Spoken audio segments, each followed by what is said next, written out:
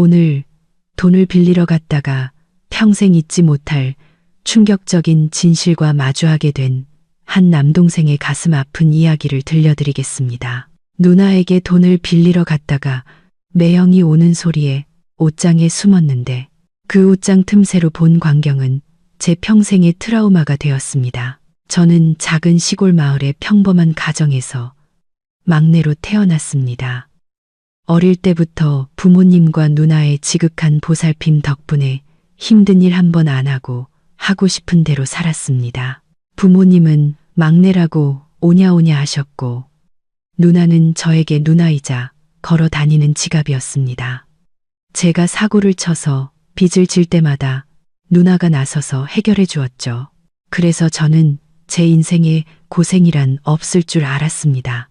누나는 저보다 6살 위인데 고향에 있을 때부터 공부를 아주 잘했습니다.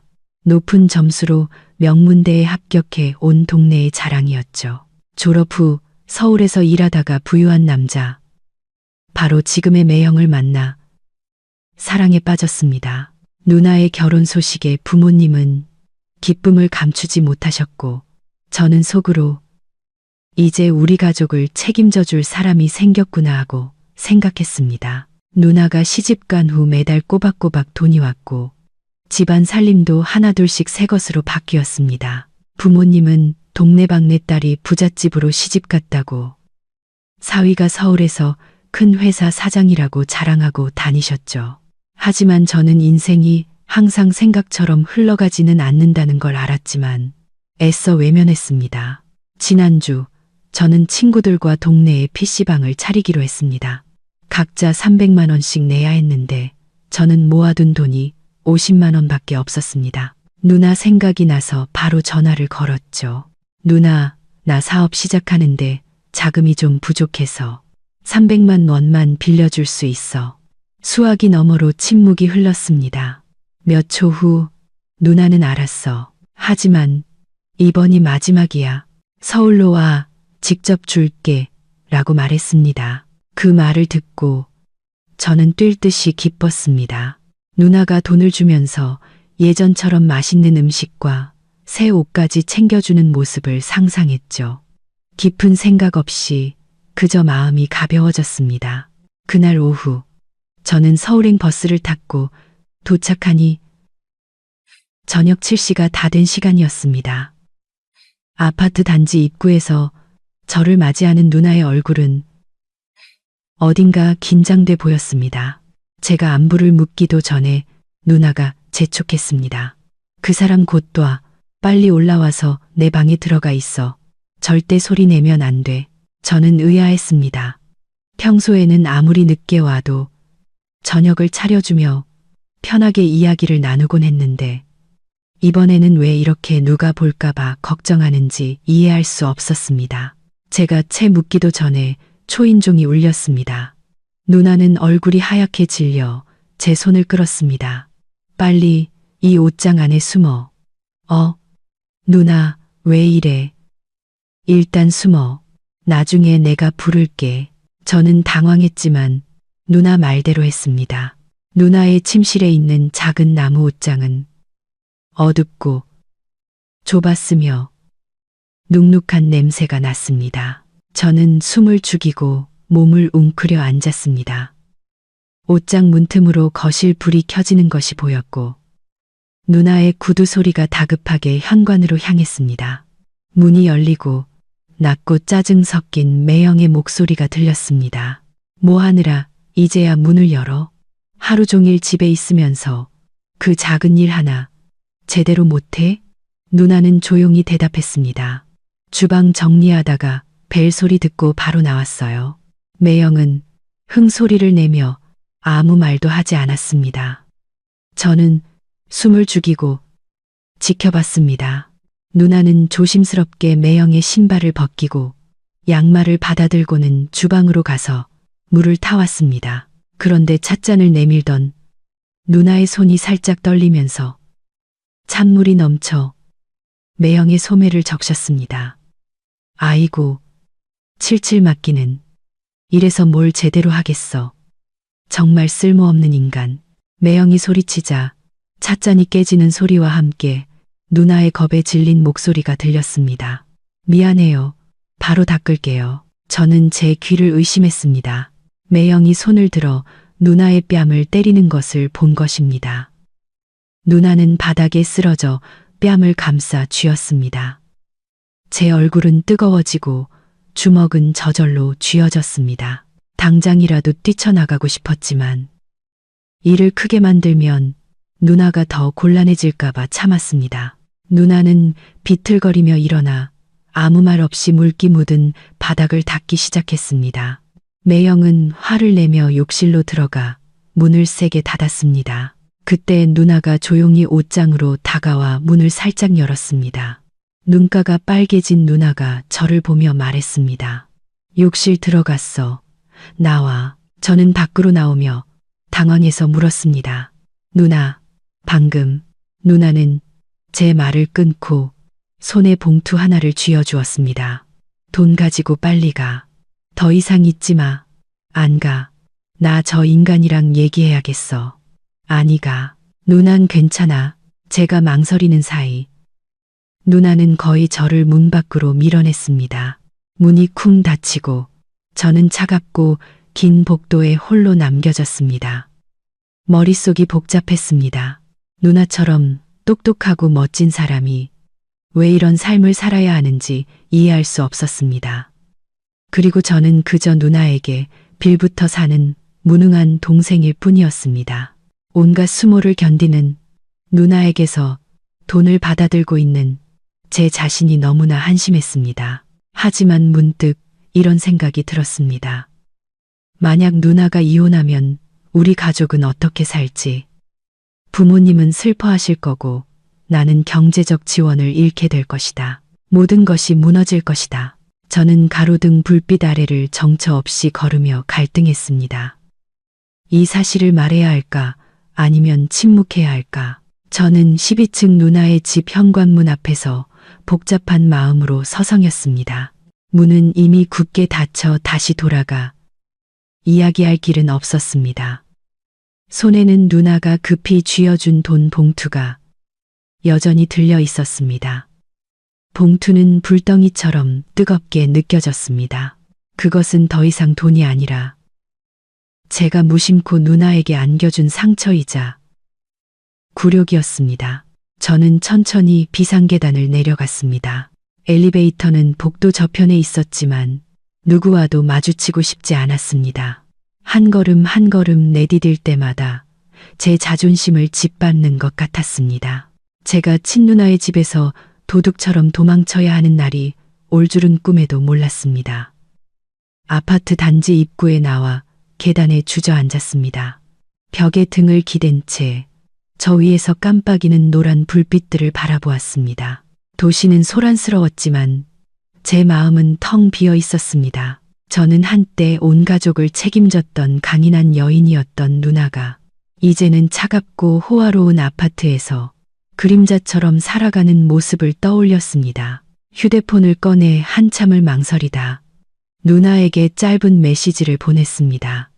누나 괜찮아. 몇 초 후 답장이 왔습니다.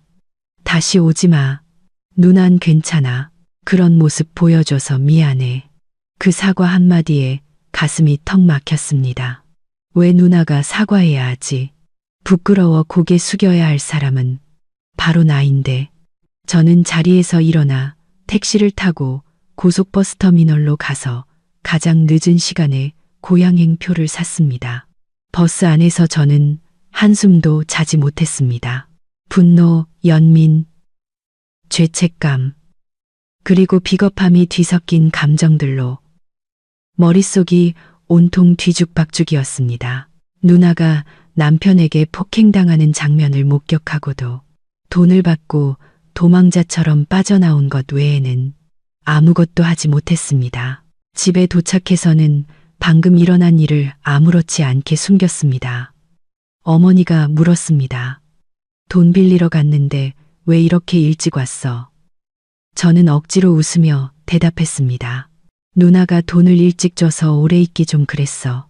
아버지는 그 말을 듣고 만족스러운 듯 고개를 끄덕였습니다. 내 누이가 철이 들었구나. 너도 이제 정신 차리고 제대로 일해. 저는 아무 대답도 하지 않았습니다. 머릿속에는 쓸모없는 인간이라는 매형의 폭언에 목이 매던 누나의 목소리만 맴돌았습니다. 어디서부터 이야기를 시작해야 할지, 그날 밤 옷장에서 그랬던 것처럼 침묵해야 할지, 아니면 부모님께 제가 본 모든 것을 말씀드려야 할지 알 수 없었습니다. 며칠 후 동네 찻집에서 옛 친구들을 만났습니다. 한 친구가 불쑥 말했습니다. 내 매형이 새 차 뽑았다며. 저는 마지못해 웃으며 고개를 끄덕였습니다.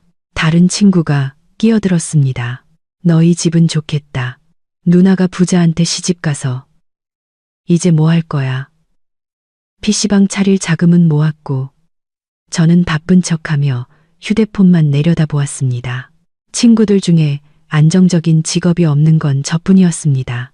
지난 몇 년간 저는 누나의 동정과 이름 없는 의무처럼 매달 보내오는 돈 봉투에 의지해 살았습니다. 그때 문 밖으로 저를 밀어내기 전 누나의 눈빛이 떠올랐습니다. 슬펐지만 비굴하지는 않았습니다. 그것은 너무 오랫동안 버티다 지쳐가지만 사랑하는 사람들을 위해 꿋꿋이 서 있으려는 사람의 눈빛이었습니다. 누나가 얼마나 더 버틸 수 있을까 저는 자문했습니다. 그날 밤 돈 봉투를 꺼내보았습니다.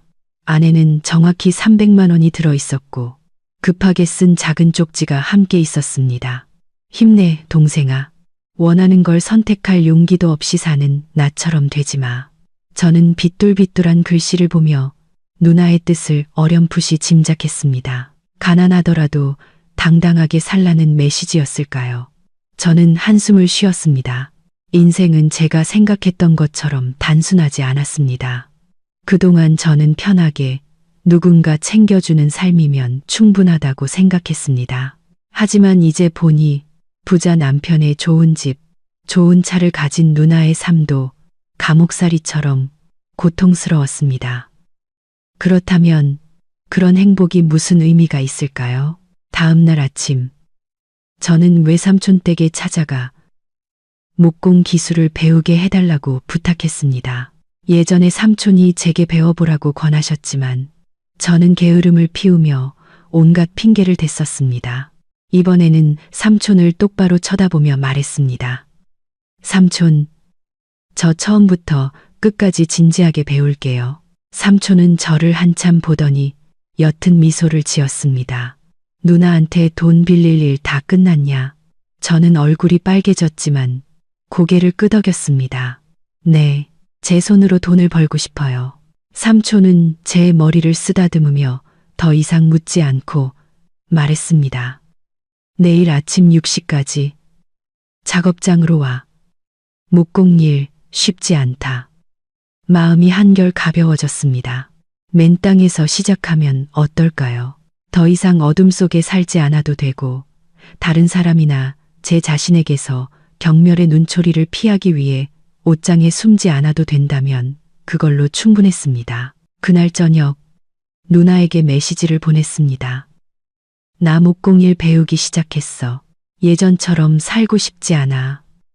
누나는 메시지를 읽고 답이 없었지만 몇 분 후 붉은 하트 이모티콘 하나를 보내왔습니다. 저는 누나가 미소 짓고 있다는 것을 알았습니다. 조용한 어둠 속에서 한 줄기 빛이 비치기 시작했습니다. 그것은 300만 원짜리 돈 봉투에서 나온 것이 아니라 제 안에서 조용히 깨어난 자각에서 비롯된 것이었습니다. 어렸을 때 저는 누나가 세상에서 가장 강한 사람이라고 생각했습니다. 누나는 소리치거나 시끄럽게 굴지 않았지만 집안에 무슨 일이 생길 때마다 항상 나서서 해결했습니다. 한 번은 아버지가 일하다 다치셨고 어머니는 충격으로 쓰러지셨습니다. 온 친척이 우왕좌왕할 때 누나만이 침착함을 유지했습니다. 그때 누나는 고작 고등학생이었지만 저를 데리고 병원을 뛰어다니며 돈을 빌려 부모님을 그 힘든 시기에서 구해냈습니다. 어릴 때부터 누나는 누구에게도 싫은 소리 한 번 한 적이 없었습니다. 공부도 잘하고 정이 많아 동네 사람 모두가 누나를 좋아했습니다. 사람들은 누나를 이 동네에서 제일 착하고 똑똑한 아이라고 불렀죠. 하지만 그 인내심 많은 성격이 양날의 검이 되었을지도 모릅니다. 그때 저는 어려서 아무것도 몰랐습니다. 그저 누나가 서울로 대학을 가고 졸업 후 외국계 회사에서 회계사로 일한다는 것만 알았죠. 가끔 고향에 내려올 때면 온갖 선물과 옷, 이웃집 아이들을 위한 과자까지 한가득 가져왔습니다. 모두가 내 누나는 정말 남다르다고 칭찬했습니다. 그러던 어느 날 누나는 키가 크고 말쑥하며 잘생긴 남자를 데려왔습니다. 자가용으로 데리러 오고 데려다 주는 모습에 부모님은 마치 금덩이라도 얻은 듯 기뻐하셨습니다. 아버지는 말씀하셨죠. 딸은 일해야지. 시집 갈 거면 조건 좋은 사람 만나서 몸도 편하고 집안 걱정도 덜어야지. 그날 누나가 조용히 밥을 먹던 모습이 기억납니다. 평소처럼 많이 웃지 않았습니다. 제가 조용히 누나, 저 사람 사랑해 라고 묻자 누나는 대답 없이 제 머리를 쓰다듬고는 방으로 올라갔습니다. 몇 달 후 성대한 결혼식이 열렸습니다. 서울에서 온 신랑 측은 고급차 여러 대로 신부를 데리러 왔고 모두가 부러워했습니다. 어머니는 이 동네에서 우리처럼 딸을 좋은 집으로 시집 보낸 집은 없을 거야 라고 몇 번이나 말씀하셨습니다. 저 역시 그때는 누나가 부자에게 시집가서 온 가족이 덕을 본다고 생각하며 으쓱했습니다. 하지만 결혼한 지 1년 후 누나가 제사에 참석하러 고향에 왔을 때 저는 누나의 눈빛이 예전과 달라졌다는 것을 깨달았습니다. 졸업했을 때처럼 반짝이지도 않았고 이야기 속에 기쁨도 없었습니다. 누나는 자주 멍하니 있었고 적게 먹었으며 큰 소리에 깜짝 놀라곤 했습니다. 제가 매형이 잘해주냐고 묻자 누나는 슬프게 웃으며 말했습니다. 부자들은 사랑도 좀 차가울 때가 있어. 그때는 그 말을 이해하지 못했습니다. 그저 누나가 예전의 누나가 아니라고만 느꼈습니다. 그 제사 이후로 누나는 고향에 더 드물게 내려왔습니다. 한 번은 어머니가 전화해서 오라고 재촉하자 누나는 일이 바쁘다며 거절했습니다. 아버지는 화를 내셨습니다. 아무리 바빠도 조상은 기억해야지. 부잣집에 시집 가더니 고향을 무시하는구나.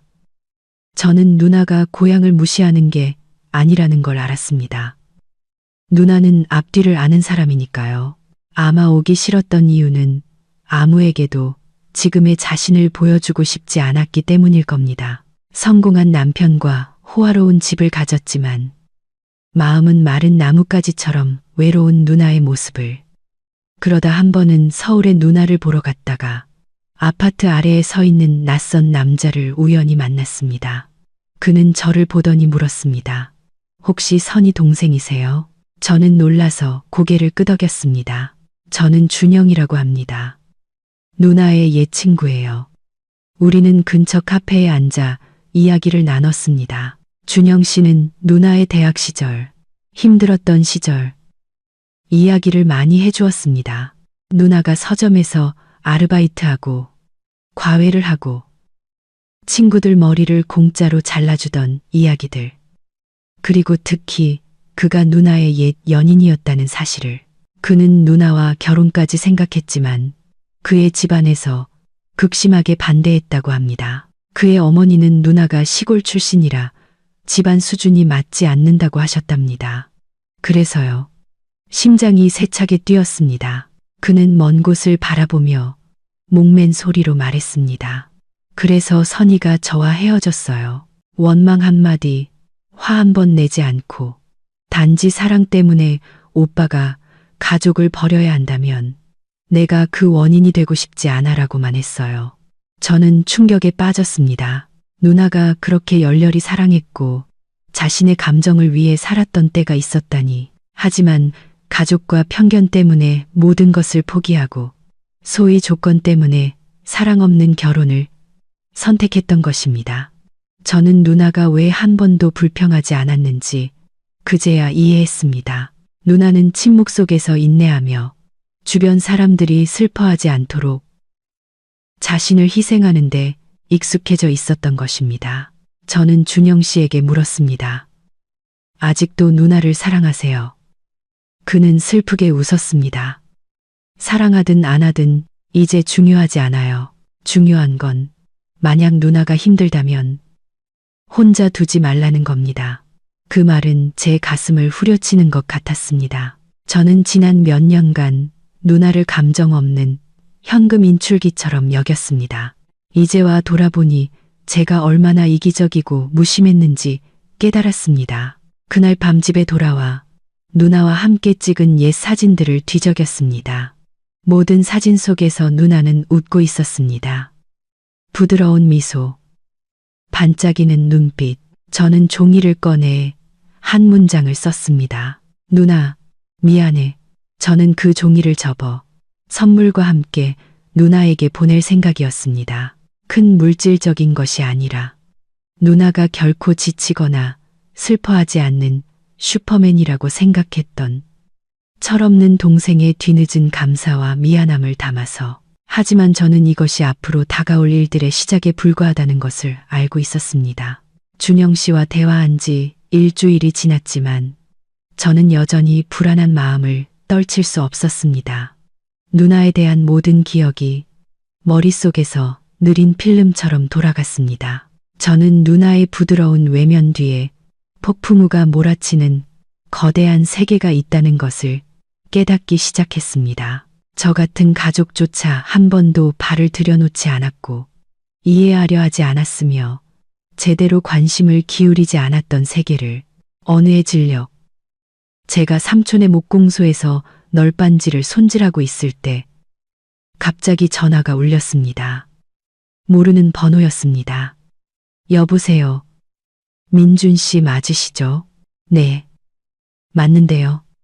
누구? 저. 준영입니다. 지난번에 서울에서 뵈었던. 저는 뜻밖의 연락에 놀랐습니다. 그가 제 번호를 저장해두고 먼저 연락할 줄은 몰랐습니다. 제가 지금 출장차 고향 근처에 왔는데 잠시 뵐 수 있을까요? 국도변에 있는 카페에 앉아 있습니다. 저는 손을 닦고 얼굴을 씻은 뒤 서둘러 자전거를 타고 그곳으로 향했습니다. 마음 한편으로는 긴장됐지만 특별한 호기심도 일었습니다. 준영 씨는 낯선 사람이 아니었습니다. 한 번밖에 만나지 않았지만 이상하게 친근한 느낌이 들었습니다. 아마도 그가 누나를 진심으로 사랑했기 때문일 겁니다. 지금의 남편은 결코 하지 못했던 방식으로. 카페는 작고 낡았지만 소박하고 아늑했습니다. 문을 열고 들어가니 그는 이미 창가에 앉아 있었습니다. 앞에는 아이스 아메리카노 한 잔과 펼쳐진 수첩이 놓여 있었죠. 그는 일어나 인사하며 맞은편 의자를 가리켰습니다. 앉아요. 음료는 시켰어요. 몇 마디 인사를 나눈 후 저는 바로 물었습니다. 저에게 연락하신 이유가 있으신가요? 준영 씨는 몇 초간 침묵하더니 눈빛이 진지해졌습니다. 민준 씨, 혹시 누나가 가정폭력을 당하고 있다고 생각해 본 적 없어요? 저는 그 자리에 얼어붙었습니다. 그 질문은 제가 애써 외면하려 했던 진실을 정면으로 꿰뚫었습니다. 봤어요. 서울에 갔을 때 제 눈으로 직접 봤어요. 그런데 뭘 어떻게 해야 할지 모르겠어요. 그는 공감한다는 듯 고개를 끄덕였습니다. 그는 수첩을 열어 종이 한 장을 꺼냈습니다. 법조계에 있는 친구를 통해 알아봤어요. 여기 서울에 있는 가정폭력 피해 여성을 위한 지원센터 주소예요. 누나가 이곳에 가서 무료로 상담받을 수 있을 겁니다. 저는 떨리는 손으로 종이를 받았습니다. 여성평안센터 서울시 종로구. 목이 메었습니다. 형은 왜 누나를? 두 분은 이미 끝났는데. 준영 씨는 슬프지만 씁쓸하지 않은 미소를 지었습니다. 저는 선희를 사랑했고 사실 한 번도 그 마음이 변한 적 없어요. 하지만 선희는 남을 위해 사는 사람이었어요. 부모님이 반대했을 때 저를 곤란하게 하지 않으려고 스스로 물러났죠. 지금의 남편과 결혼하기로 했을 때 저는 그녀가 행복하지 않을 거라는 걸 알았어요. 하지만 그녀는 절대 말하지 않았죠. 그 결혼 덕분에 가족이 더 나은 삶을 살 거라고 믿었으니까요. 저는 고개를 숙였습니다. 눈가가 뜨거워졌습니다. 짧은 순간 저는 준영 씨가 누나와 너무나 닮았다고 생각했습니다. 항상 다른 사람을 위해 희생하고 억지 미소로 고통을 감추는 모습이. 누나는 이런 센터가 있는지도 모를 거예요. 그러니 민준 씨가 알려줘야 해요. 하지만 강요하지는 말고 단지 혼자가 아니라는 걸 알려주세요. 준영 씨는 한숨을 쉬고는 부드러운 목소리로 말을 이었습니다. 사실 아직도 마음에 걸리는 게 하나 있어요. 저는 그를 바라보며 기다렸습니다. 그때 선희가 저와 헤어지고 몇 달 만에 지금 남편과 약혼했어요. 친구들을 통해 소식을 들었죠. 그때까지만 해도 부모님을 설득할 수 있을 거라 희망을 가졌는데 결혼 소식을 듣고는 그날 밤새도록 술을 마시며 자책했어요. 혹시 그녀는 나를 사랑한 적이 없었던 건 아닐까 하고요. 누나한테 물어보진 않았고요. 저는 궁금했습니다. 아니요. 다시 만났을 땐 이미 남의 아내가 되어 있었으니까. 마트에서 마주쳤는데 가볍게 고개를 끄덕이며 아는 사람처럼 웃더군요. 눈빛이 슬펐어요. 그 순간 깨달았죠. 그녀는 나를 진심으로 사랑했지만 주변 사람들에게 상처를 덜 주기 위해 있는 길을 택했다는 걸. 저는 손에 쥔 종이를 꽉 쥐었습니다. 갑자기 무언가 해야겠다는 생각이 들었습니다. 누나를 동정해서가 아니라 너무나 오랫동안 혈육의 고통 앞에서 눈뜬장님처럼 살아왔기 때문입니다. 누나는 너무 많은 것을 희생했습니다. 이제는 다른 누군가가 나서야 할 때였습니다. 돌아오는 길에 저는 동네 작은 사진관에 들러 옛 사진 한 장을 다시 인화해달라고 부탁했습니다. 제가 10살 생일에 누나와 함께 찍은 사진이었습니다. 사진 속 누나는 하얀 셔츠를 입고 머리를 단정하게 묶은 채 제 손을 잡고 있었습니다. 초여름 햇살처럼 환한 눈빛으로 저는 사진 뒷면에 또박또박 글씨를 썼습니다. 언젠가 누나가 자기 자신을 잃어버린 것 같다고 느낄 때 누나가 얼마나 용감하고 아름다운 사람이었는지 기억해줘. 저는 사진을 조심스럽게 포장하고 여성지원센터 주소가 적힌 종이와 함께 봉투에 넣었습니다. 우체국을 통해 누나에게 보냈습니다. 보내는 사람 이름 없이 봉투 뒤에 동생이라는 세 글자만 남겼습니다. 누나가 어떻게 반응할지는 몰랐지만 저는 누나의 마음 깊은 곳에 여전히 불씨가 남아있다고 믿었습니다. 작은 바람만 불어도 다시 타오를 수 있는 불씨가. 편지를 보낸 며칠 동안 저는 마치 가시방석에 앉은 듯 초조했습니다. 누나가 편지를 받았을지, 읽었을지, 무슨 생각을 할지 알 수 없었습니다. 저는 누나가 가장 힘들 때조차 침묵하는 것에 너무나 익숙해져 있었습니다. 그 인내심은 힘인 동시에 굴레였습니다. 그날 아침, 목공소에서 나무를 자르고 있는데 전화가 울렸습니다. 집 전화번호 모르는 번호였습니다. 여보세요. 수화기 너머에서 몇 초간 침묵이 흐르더니 작지만 억제된 익숙한 목소리가 들려왔습니다. 민준아, 누나야. 저는 하마터면 휴대폰을 떨어뜨릴 뻔했습니다.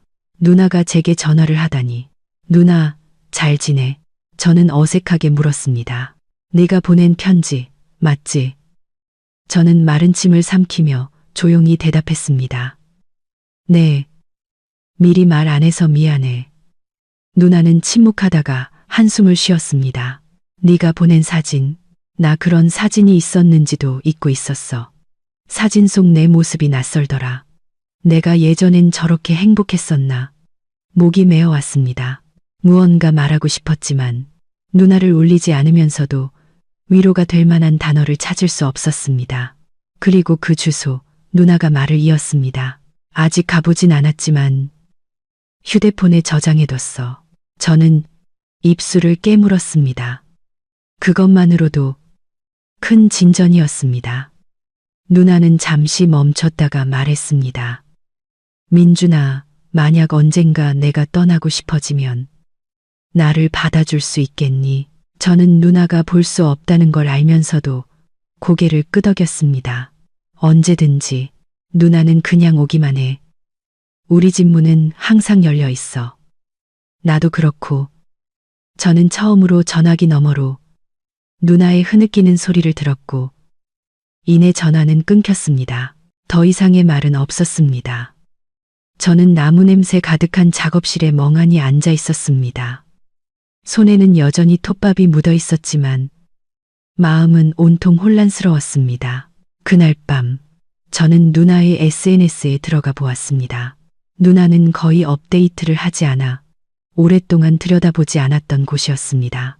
누나의 페이지는 대부분 요리 레시피를 공유하거나 유치원에 다니는 어린 아들, 제 조카의 사진을 올리는 게 전부였습니다. 사진첩을 스크롤하다가 하루 전에 업데이트된 새 앨범을 발견했습니다. 설명 없이 단 한 장의 사진만 있었습니다. 주방에 서서 카메라를 등지고 있는 누나. 자신의 모습이었습니다. 창문으로 희미한 햇살이 들어와 누나의 깡마른 등을 비추고 있었습니다. 머리는 높이 묶고 등은 살짝 굽은 채 설거지를 하고 있었습니다. 창틀에는 제가 보낸 낡은 사진이 놓여 있었습니다. 사진을 확대하다가 저는 벽 한 구석에 깨진 액자가 걸려 있는 것을 발견했습니다. 누나와 매형의 결혼 사진이었습니다. 유리는 금이 가고 사진은 빛이 바랬지만 누나는 그것을 떼지도 교체하지도 않았습니다. 그것이 누나가 인내의 한계에 다다랐다는 신호일까요? 이틀 후 모르는 계정으로 영상통화가 걸려왔습니다. 저는 별 생각 없이 받았습니다. 화면에 나타난 것은 화장기 없는 누나의 얼굴이었습니다. 눈은 살짝 부어 있었지만 눈빛은 평소보다 또렷했습니다. 민준아, 누나가 너한테 보여줄 게 있어. 누나는 카메라를 식탁으로 돌렸습니다. 식탁 위에는 휴대폰이 놓여 있었고 화면에는 23분 길이의 녹음 파일이 재생되고 있었습니다. 그 안에는 매형의 목소리가 똑똑히 담겨 있었습니다. 내가 뭔데 나한테 대들어? 아들 하나 못 낳는 여자는 버려지는 거야. 그리고 쟤는 내 조카야. 내가 애지중지 키우는데 어디서 함부로 의심을 해. 저는 거기까지 듣고 피가 거꾸로 솟는 것 같았습니다. 누나는 모욕당하고 폭행당하고 이제는 남편의 조카와 말도 안 되는 의심까지 받고 있었습니다. 누나, 이거 언제 녹음한 거야? 저는 떨리는 목소리로 물었습니다. 어젯밤 저녁 먹고 베개 밑에 휴대폰 켜놓고 평소처럼 대화했어. 이제 어떻게 할 거야? 누나가 고개를 들었습니다. 저는 처음으로 누나의 눈에서 그런 눈빛을 보았습니다. 굳건하고 결심에 찬 눈빛. 나 이혼할 거야. 그 말은 청천벽력처럼 들렸습니다. 저는 움직일 수 없었습니다. 누나, 확실해? 저는 조심스럽게 물었습니다. 응, 확실해. 더 이상 눈물로만 가득한 이 집에서 살 수 없어. 하지만 떠나기 전에 준비해야 해. 빈손으로 아들 데리고 나갈 순 없으니까. 저는 누나가 너무 오랫동안 참아왔지만 현명한 사람이기도 하다는 것을 알았습니다. 누나는 자신이 무엇을 필요로 하는지, 무엇을 해야 하는지, 그리고 무엇보다 이번에는 제가 곁에 있다는 것을 알고 있었습니다. 내가 도울 일 있어. 제가 묻자 누나는 살짝 고개를 끄덕였습니다. 내가 떠날 때 네가 제일 먼저 나를 맞아줘. 그날 밤 저는 잠을 이루지 못했습니다. 유튜브에 가정폭력 피해 시 대처법, 이혼 전 준비사항, 양육권 지키는 방법 등을 검색했습니다. 제가 누나의 젊은 날을 되돌려줄 수는 없지만 이 고통스러운 여정에 끝까지 함께 걸어갈 수는 있었습니다. 누나가 족쇄를 벗어던질 때 더 이상 외롭지 않도록 저는 제가 누나에게 보냈던 옛 사진을 다시 열어보았습니다. 그 시절의 누나, 맑은 눈빛과 햇살처럼 밝은 미소. 저는 다짐했습니다. 누나는 다시 저렇게 웃게 될 거라고. 그리고 이번에는 제가 가진 모든 것을 다해 그 미소를 지켜줄 거라고. 운명의 전화 통화 후 일주일이 지났습니다. 저는 희망과 두려움이 뒤섞인 채 초조하게 살았습니다. 누나는 다시 연락하지 않았고 저도 감히 먼저 전화하지 못했습니다. 제 질문이 누나를 망설이게 하거나 부담을 줄까봐 두려웠습니다. 오랜 상처를 안고 사는 사람에게는 작은 재촉조차 잔을 넘치게 하는 마지막 물방울이 되어 막 일어서려 할 때 주저앉게 만들 수 있으니까요. 토요일 오후 작업장 마당에서 나무를 정리하고 있는데 익숙한 택시 한 대가 집 앞에 멈춰 섰습니다. 저는 멍하니 바라보다가 그 자리에서 굳었습니다. 차 문이 열리고 누나가 아들 지호를 데리고 내렸습니다. 제 조카, 누나의 아들, 아이는 귀가 한쪽 찢어진 곰인형을 안고 파란색 플라스틱 샌들을 신고 있었습니다. 누나, 왔네. 저는 저도 모르게 말했습니다. 누나는 미소를 지었습니다. 예전처럼 조심스럽지 않은 낯선 미소였습니다. 아마 더 이상 누구 앞에서도 순종적인 아내 역할을 할 필요가 없기 때문일 겁니다. 응, 며칠 쉬러 왔어. 집에 있던 어머니가 뛰쳐나오셨습니다. 저만큼이나 놀란 모습이었습니다. 어머나, 세상에, 왜 미리 말도 안 했어. 택시비 비싸지 않니?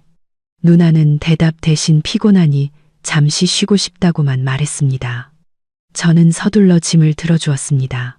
여행 가방을 든 누나의 손이 미세하게 떨리고 있었습니다. 피곤해서가 아니라 아직 아물지 않은 상처의 흔적이 분명했습니다. 누나가 씻으러 들어갔을 때 저는 조용히 뒷마당으로 물을 기르러 갔습니다. 돌아오는 길에 우연히 누나 방을 지나치다 살짝 열린 문틈을 보았습니다. 안에는 누나가 방금 갈아입은 옷이 옷걸이에 걸려 있었습니다. 부드러운 베이지색 실크 원피스였지만 구겨지고 어깨 부분이 해져 있었으며 멍든 것처럼 푸르스름한 자국들이 얼룩져 있었습니다. 저는 그 자리에 멈춰 섰습니다. 더 이상 말이 필요 없었습니다. 그 남자가 아직 멈추지 않았다는 것을 알았습니다. 그날 저녁, 저는 일부러 늦게까지 밥을 먹으며 이야기할 기회를 엿보았습니다. 부모님은 아직 아무것도 눈치채지 못하셨습니다. 어머니는 천진하게 물으셨습니다. 사위는 어디 갔어? 왜 같이 안 왔니? 누나는 잠시 손을 멈칫하더니 차분하게 대답했습니다. 급한 출장이 생겼대요. 아버지는 고개를 끄덕였습니다. 높은 자리에 있으면 일이 많은 법이지. 그래도 아내랑 자식은 챙겨야지. 내 매형이 바쁘니. 나중에 민준이 너도 결혼하면 그래야 한다. 저는 밥이 목으로 넘어가지 않았습니다. 머릿속에는 단 하나의 고통스러운 질문만 맴돌았습니다. 만약 부모님이 진실을 아시면 누나 편에 서주실까? 저녁 식사 후 어머니는 설거지를 하시고 아버지는 뉴스를 보실 때 저는 조용히 누나 방문을 두드렸습니다. 누나는 아들 지호를 재우고 있었습니다. 노란빛의 은은한 스탠드 조명이 누나의 깡마른 얼굴을 비추고 있었습니다. 누나, 들어가도 돼? 누나가 고개를 끄덕였습니다. 저는 조용히 침대 가장자리에 앉아 낮은 목소리로 말했습니다. 그 원피스, 봤어. 누나는 입술을 굳게 다물고 아무 말도 하지 않았습니다. 잠시 후 아주 작은 한숨을 내쉬었습니다. 괜찮아. 이제 정말 괜찮아. 부모님께 말씀드릴 거야. 아니, 이해 못 하실 거야. 그냥 내가 남편 버리고 못되게 군다고 생각하시겠지. 잔인한 진실보다는 받아들이기 쉬운 이유가 필요하실 테니까. 저는 고개를 숙였습니다. 이해했습니다. 많은 사람들, 특히 기성세대에게 이혼은 피를 흘리는 것보다 체면을 잃는 더 큰 일이었습니다. 눈에 보이지 않는 고통은 고통으로 여기지 않았습니다. 내가 알아봤어. 변호사, 임시 거처, 양육권 문제까지 필요한 거 있으면 뭐든지 말해. 고마워. 처음으로 기댈 곳이 있다는 걸 느꼈어. 저는 누나가 보지 못하게 저 역시 울고 싶은 마음을 감추며 누나를 지키지 못하면 내가 사람이야. 누나는 제 손을 아주 꽉 잡았습니다.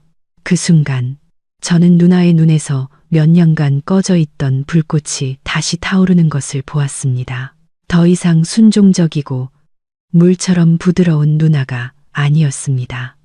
아픔을 알고 일어서고 자신을 지킬 줄 아는 한 여인이었습니다. 다음 날 아침, 누나는 일찍 시장에 가서 장을 봐왔습니다. 어머니는 딸이 와서 엄마가 좋아하는 김치찌개 끓여주네라며 기뻐하셨습니다. 누나는 고개를 끄덕이며 웃었지만 눈빛은 아주 슬펐습니다. 저는 옆에 서서 조용히 속삭였습니다. 누나, 이제 애쓰지 않아도 돼. 누나는 대답 없이 어깨를 으쓱했지만 저는 누나가 제 말을 이해했다는 것을 알았습니다. 점심때 온 가족이 낮잠을 자고 있을 때 누나 방에서 전화벨 소리가 들렸습니다. 들어갈 생각은 없었지만 마침 지나가는데 화면에 발신자 이름이 보였습니다. 그 사람, 누나가 전화를 받았다. 저는 문 밖에서 멈춰 섰습니다. 매형의 거친 목소리가 들려왔습니다. 고향에 내려간 건 무슨 뜻이야? 내가 허락 안 했잖아. 내 가족까지 이 일에 끌어들이고 싶어. 누나의 목소리는 아주 침착했습니다. 친정에 오는데 당신 허락 필요 없어요. 그리고 계속 협박하면 그 녹음 파일 변호사에게 보낼 거예요. 수화기 너머에서 잠시 침묵이 흘렀습니다. 저는 으르렁거리는 소리와 함께 전화가 끊기는 소리를 똑똑히 들었습니다. 누나가 문을 열고 나왔습니다.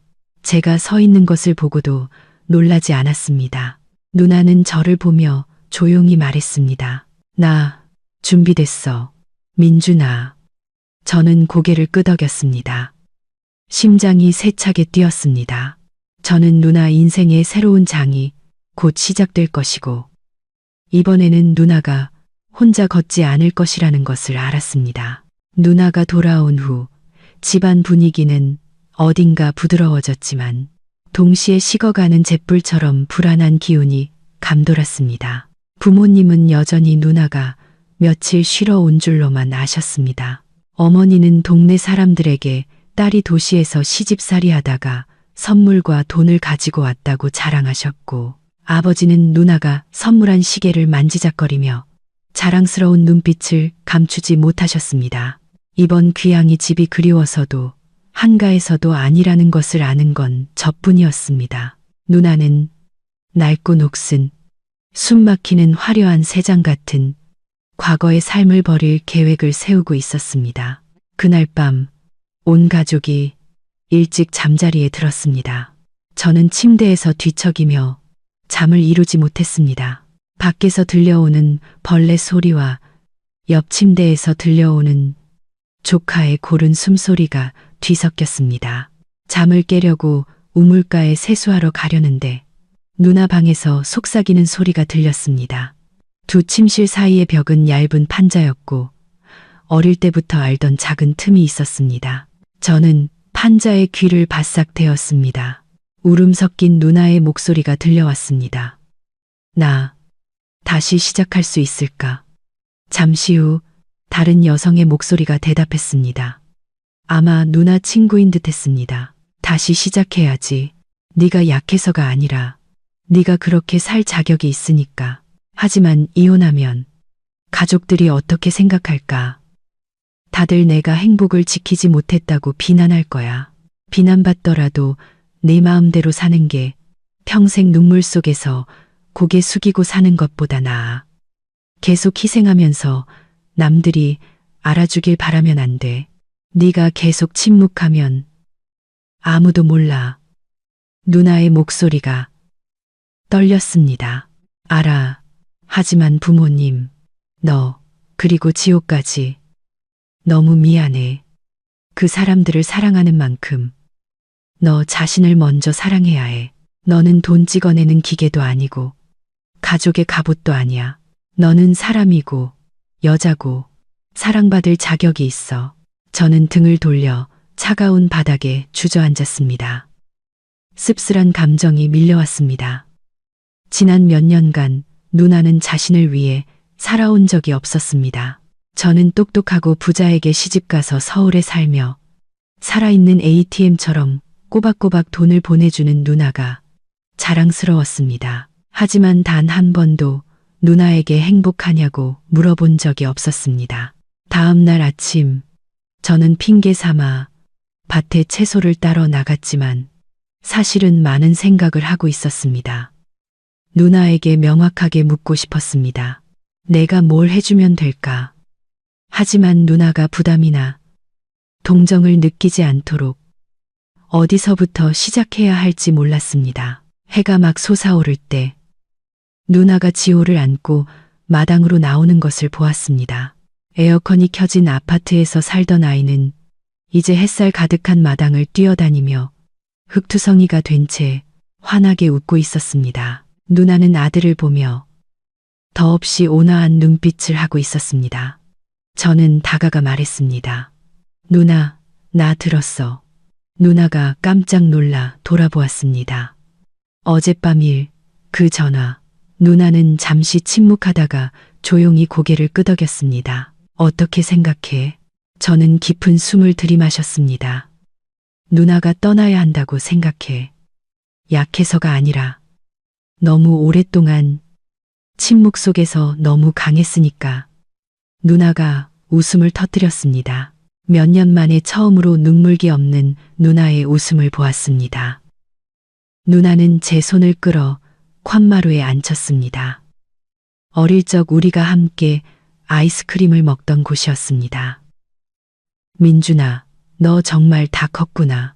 안 클 수가 없었지. 저는 웃으며 고개를 숙였습니다. 누나, 나 용서해줘. 지난 몇 년간 너무 철없이 살았어. 누나는 바람처럼 부드럽게 제 손을 쥐었습니다. 한 번도 널 원망한 적 없어. 다만 언젠가 네가 나처럼 희생이 의무라고 생각하며 조용히 참는 삶을 살게 될까봐 두려웠을 뿐이야. 누나의 말은 바늘처럼 제 가슴을 찔렀습니다. 나 갈 거야, 민준아. 하지만 도망치지는 않을 거야. 당당하게 이혼하고 양육권을 지키고 우리 고향에서 다시 시작할 거야. 여기서. 누나가 고개를 끄덕였습니다. 여기, 부모님 곁, 내 곁, 평범하지만 진심이 있는 것들 곁에서. 저는 갑자기 누나를 안아주고 싶었습니다. 어릴 적 친구에게 맞고 울면서 집에 돌아왔을 때 누나가 저를 안아주었던 것처럼. 그날 오후 누나는 지호를 데리고 시장에 갔습니다. 저는 조용히 누나의 옛 연인 준영 씨에게 전화를 걸었습니다. 형, 누나가 결심했어요. 도와주셔서 감사해요. 준영 씨는 낮은 목소리로 말했습니다. 내 누나는 더 좋은 삶을 살 자격이 있어. 그리고 넌 좋은 동생이야. 다시는 누나를 혼자 두지 마.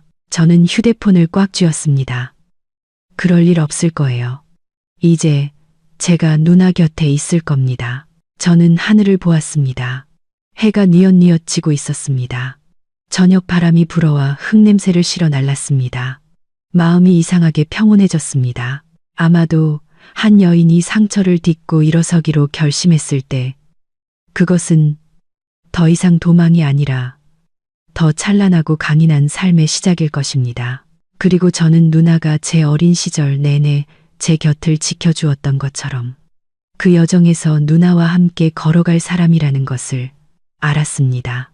점심 식사 후 누나가 이불을 마당에 넣는 것을 보았습니다. 지호가 자주 뒹굴어서 침대를 깨끗하게 해야 한다며 방을 정리하고 싶다고 했습니다. 저는 누나가 사실 자신의 인생에서 가장 큰 걸음을 내딛기 위해 개인적인 공간을 찾고 있다는 것을 알았습니다. 수년간 이어진 굴욕적인 삶을 떨쳐내기 위한 준비였습니다. 어머니는 누나가 오래 머물 줄 알고 신이 나서 겨울 이불까지 함께 널며 제게 말씀하셨습니다. 너 페인트 좀 사와라. 누이 온 김에 방 좀 환하게 칠하자. 저는 억지로 웃었습니다. 어머니는 저 벽돌 하나, 옷걸이 하나가 곧 새로운 시작을 목격하게 될 것이라는 사실을 전혀 모르셨습니다. 그것은 귀향이 아니라 부활이었습니다. 그날 밤 온 가족이 잠든 후 저는 누나 방에서 나는 작은 소리에 잠이 깼습니다. 커튼을 젖히고 나가 나무 문에 귀를 기울였습니다. 아주 희미한 소리, 누군가 침대 밑에서 무언가를 끌어내는 소리가 들렸습니다. 저는 조용히 문을 두드렸습니다. 누나가 문을 열었습니다. 손에는 낡은 나무 상자가 들려 있었습니다. 누나가 시집갈 때 가져갔던 바로 그 상자였습니다. 저는 똑똑히 기억했습니다. 그때 누나는 그 상자를 기억 상자라고 불렀습니다. 안에는 대학 시절의 작은 물건들이 가득 들어 있었죠. 앉아. 누나가 조용히 물었습니다. 소리가 나서 뭐 필요한 거 있나 해서. 저는 웃었습니다. 누나는 바닥에 앉아 무릎 위에 상자를 올려놓았습니다. 이리 와 앉아. 민준아, 너한테 보여주고 싶은 게 있어. 저는 마주보고 앉았습니다.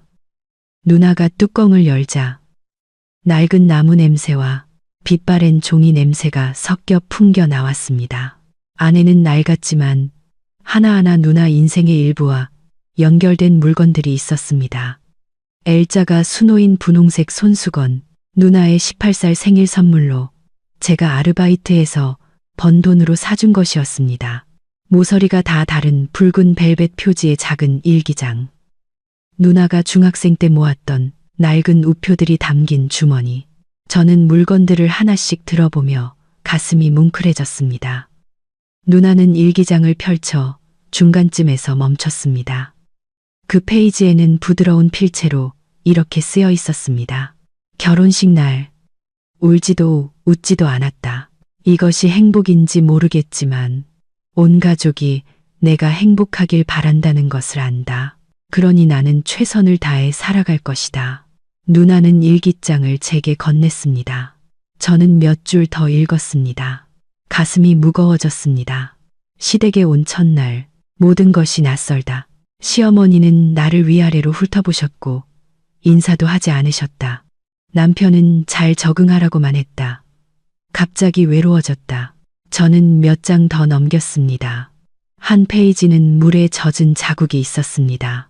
빗물인지 눈물인지 알 수 없었습니다. 그가 처음으로 나를 때린 날, 나는 얼어붙었다. 그는 미안하다고 했다. 일 때문에 화가 나서 그랬다고.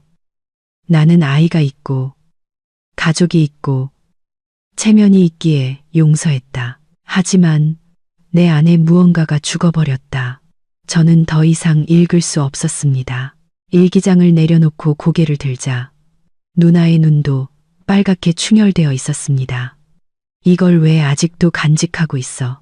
내가 살아있었고 사랑했고 믿었다는 것을 기억하기 위해, 그리고 다시는 돌아가지 않기 위해 저는 누나의 손을 꽉 잡았습니다. 누나 곁엔 내가 있어. 단 한 걸음도 돌아가게 두지 않을 거야. 누나는 조용히 고개를 끄덕이며 입술을 움직였습니다. 고마워. 네가 없었다면 아마 나는 여전히 이렇게 사는 게 당연하다고 생각했을 거야. 저는 할 말을 잃었습니다. 지난 몇 년간 저는 이기적으로 살았고 누나가 혼자 버티게 내버려 뒀습니다. 돈 달라고 손만 내밀었지. 한 번도 누나에게 행복하냐고 묻지 않았습니다. 어쩌면 저는 그 답을 알기가 두려웠을지도 모릅니다. 누나는 상자를 다시 여행 가방에 넣었습니다. 더 이상 침대 밑에 숨기지 않았습니다. 이번에는 숨길 것이 아무것도 없었습니다. 민준아, 솔직히 물어볼게. 내가 이혼 서류 내면 부모님이 날 미워하실까? 저는 누나를 진지하게 바라보았습니다. 처음에는 그러실 수도 있어. 하지만 결국 이해하실 거야. 누나는 남편을 버리는 게 아니라 자기 자신을 구하는 거니까. 누나는 미소를 지었습니다. 얇지만 당당한 미소였습니다. 그럼 나 갈게. 언제? 제가 물었습니다. 일주일 후. 서류 준비 다 되면. 저는 고개를 끄덕였습니다. 제 마음도 이미 준비되어 있었습니다. 그날 밤 저는 뒤척이다가 휴대폰을 열어 제 자신에게 짧은 일기를 썼습니다. 오늘 누나는 몇 년간 먼지 쌓인 상자를 다시 열었다. 그 안에는 기억과 고통, 묻혀버린 청춘의 일부가 있었다. 하지만 나는 누나가 과거를 접고 새로운 장을 열었다고 믿는다. 그리고 이기적이고 무심했던 동생인 나는 이제 그 여정에서 누나 곁을 함께 걸어갈 것이다.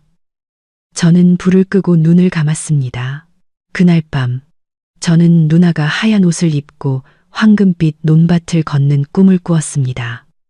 손에는 지호를 잡고 있었고 앞에는 여름날의 새벽처럼 찬란한 빛이 있었습니다. 자유와 시작의 빛이.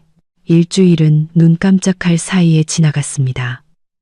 매일 누나는 일찍 일어나 지호를 돌보고 시장에 가고 요리를 하고 어머니와 즐겁고 가벼운 목소리로 대화했습니다.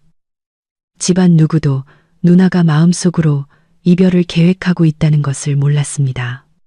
그것은 도망이 아니라 삶을 되찾기 위한 이별이었습니다. 저는 여전히 목공소에서 일했지만 휴대폰은 항상 곁에 두었고 마음은 불타는 듯 했습니다. 누나를 때리고 하녀처럼 여겼던 그 남자. 매형과 마주할 생각을 하니 피가 끓어올랐습니다. 토요일 점심. 온 가족이 식사를 준비하고 있을 때 누나가 전화를 받았습니다. 화면에는 그 사람이라는 글자만 떠 있었습니다. 누나는 잠시 바라보다가 전화를 받고 마당으로 나갔습니다. 저는 몰래 따라가 부엌 벽 뒤에 숨었습니다. 누나는 바나나 나무 옆에 똑바로 서서 차가운 목소리로 말했습니다. 나 돌아가지 않아요. 당신 마음대로 해요. 하지만 우리 부모님 집에 와서 난동 부리면 녹음 파일이랑 고소장 공개할 거예요. 협박이 아니라 통보예요. 누나는 전화를 끊었습니다. 눈가가 빨개져 있었습니다. 저는 다가가 누나 어깨에 손을 얹었습니다. 내가 그 자식이랑 얘기할게. 그럴 필요 없어, 민준아. 아니, 누나는 너무 오래 침묵했어. 이제 내가 할게. 그날 밤 저는 조용히 매형에게 메시지를 보냈습니다. 선희 동생입니다.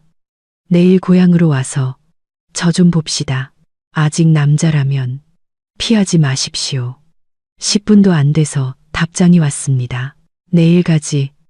어디서 볼까? 저는 조용하고 아무도 엿보지 않는 동네 끝 카페 주소를 보냈습니다. 그리고 잠자리에 들었지만 밤새 눈을 감지 못했습니다.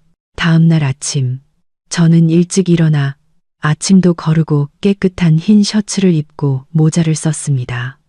떠나기 전에 누나 방문을 열고 조용히 말했습니다. 나 그냥 대화만 할 거야. 싸우지 않을게. 하지만 그 자식이 말 한마디라도 잘못하면 용서 안 할 거야. 누나는 멍하니 밖을 보며 앉아 있다가 고개를 끄덕였습니다. 저는 더 묻지 않고 평생 처음 느껴보는 굳은 결심을 하고 길을 나섰습니다. 아침 8시 카페에 도착했습니다. 매형은 10분 뒤에 도착했습니다. 여전히 말끔한 모습, 회색 셔츠, 반짝이는 검은 구두, 익숙한 날카로운 눈빛. 하지만 이상한 점이 하나 있었습니다. 오늘은 운전기사도 차도 없이 혼자 왔습니다. 저는 등을 꼿꼿이 세우고 그가 테이블로 오기를 기다렸습니다. 매형은 의자를 끌어당겨 맞은편에 앉았습니다. 인사도 없이 비웃으며 말했습니다. 나를 왜 보자고 한 거지? 우리 처남 다 컸네. 저는 평정심을 유지하려 애썼습니다. 누나에 대해 솔직하게 얘기하고 싶습니다. 선이가 너한테 뭐라고 하던 누나가 말할 필요도 없습니다. 저는 형님이 누나를 때리는 장면을 제 눈으로 봤습니다. 그리고 형님이 누나를 모욕하고 협박하는 녹음 파일도 들었고요. 그는 큰 소리로 웃었습니다. 아, 그랬군. 여자들이 욕 몇 마디 들었다고 폭행이라고 떠드는 거지. 넌 아직 어리구나. 저는 테이블 아래에서 주먹을 꽉 쥐었지만 목소리는 여전히 차분했습니다. 누나는 더 이상 형님의 인형이 아닙니다. 누나는 이혼할 거고 저는 법정에 서는 날 누나 곁에 가장 먼저 서 있을 겁니다. 매형의 얼굴이 굳어졌습니다.